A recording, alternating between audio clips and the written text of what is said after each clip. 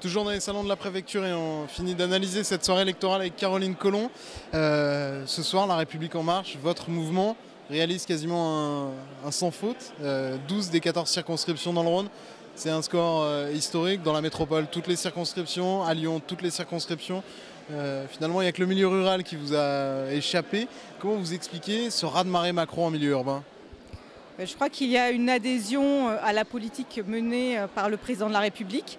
Et puis aussi une une volonté de lui donner les pleins pouvoirs pour qu'il puisse mettre en œuvre les réformes qu'il a promises.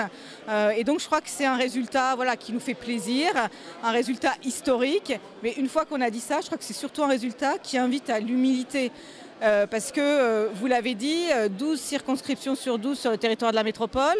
Je ne vais pas vous faire du Jacques Chirac en 95, mais on nous l'aurait dit il y a même 2 semaines, on aurait signé tout de suite.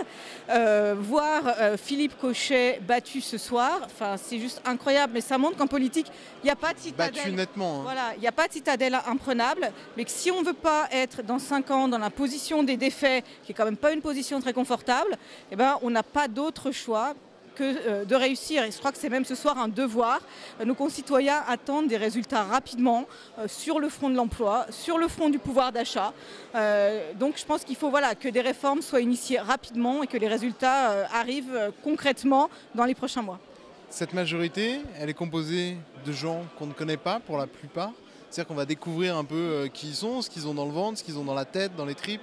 Est-ce que c'est un bienfait ou est-ce qu'il peut y avoir des limites finalement à ce renouvellement avec des députés qui vont mettre un peu de temps à comprendre le boulot? Est-ce que ça ne peut pas finalement, trop de renouvellement, être une limite pour la démocratie? Moi, je trouve que votre réflexion est quand même empreinte d'un certain conservatisme parce qu'on nous dit qu'il y en a marre des politicards. On a quand même un président qui était inconnu il y a 3 ans. On nous dit c'est une bulle, elle va exploser. La bulle, elle est présidente de la République. Après, on nous dit vous n'aurez pas de majorité. On a la majorité absolue. On est le parti qui a présenté le plus de femmes, le plus de représentants de la société civile.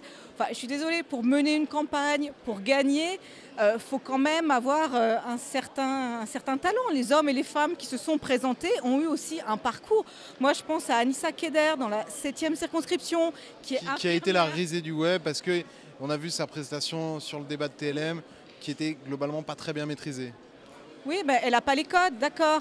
Puis après, il y a eu un montage vidéo, c'est facile. Puis elle est une proie facile, elle est femme, elle est jeune. Mais c'est quelqu'un de solide, Anissa Keder. Elle est infirmière, elle a fait ses preuves. Je pense qu'il faut aussi un certain courage pour sortir de son milieu familial, professionnel, pour s'engager en politique, pour être candidat à une élection. Elle l'a fait, elle a gagné.